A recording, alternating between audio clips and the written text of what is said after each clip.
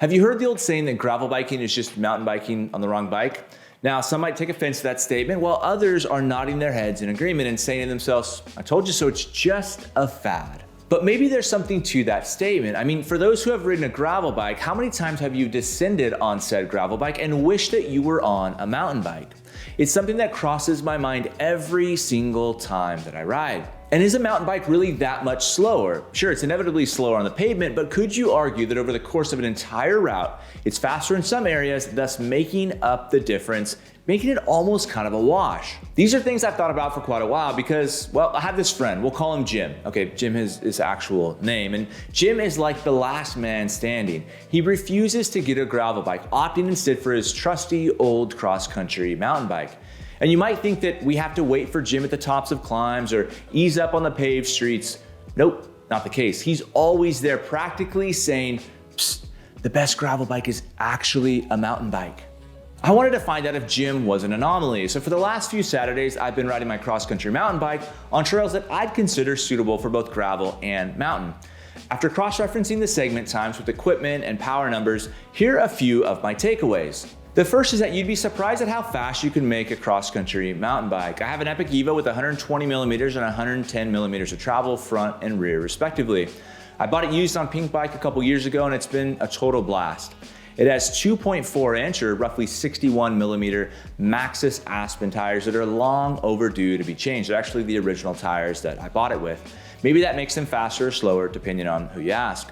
Whatever the case, when you inflate the tires to around 30 PSI and lock out the suspension, you get a very fast ride. And the ride is much faster than it feels, much like riding wide tires on a road bike. There's kind of this constant feeling that you're going slower, but the numbers show otherwise. It wasn't uncommon for us to be on our mountain bikes and for us to get going, kind of cruising down the coast on a paved road, only to realize that we were going 20, 22, sometimes 24 miles an hour. Now, was there a little bit of extra work involved in those speeds? Yes, of course, but not as much as you'd think, and even less when you properly positioned yourself on the bike in a more centered aerodynamic position. And then once off the paved roads, it was nice to have options. With the tires at 30 PSI, it was nice to reach down and open up the front and rear suspension to give yourself a little bit better ride quality, control, and traction. I found descents on a gravel bike to be fun until they're not. With my mountain bike, it's all fun. And that leads me to my next point.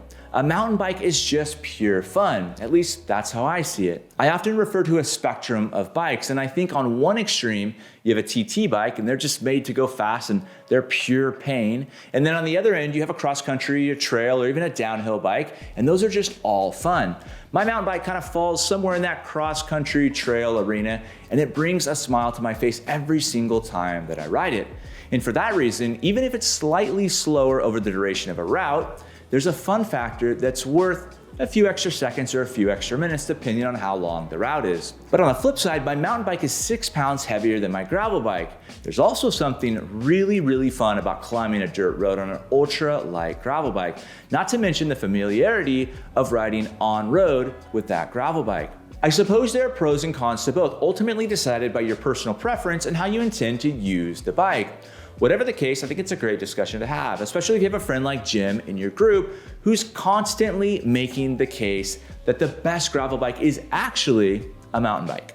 If you've been on the fence between these two types of bike, I'd love to hear your comments below. Maybe you're a longtime mountain bike rider who's gotten the gravel bug and ditched your mountain bike, or maybe you're in the camp of jumping on the gravel bandwagon only to realize that it's simply not what you expected it to be, and you've gone back to a mountain bike.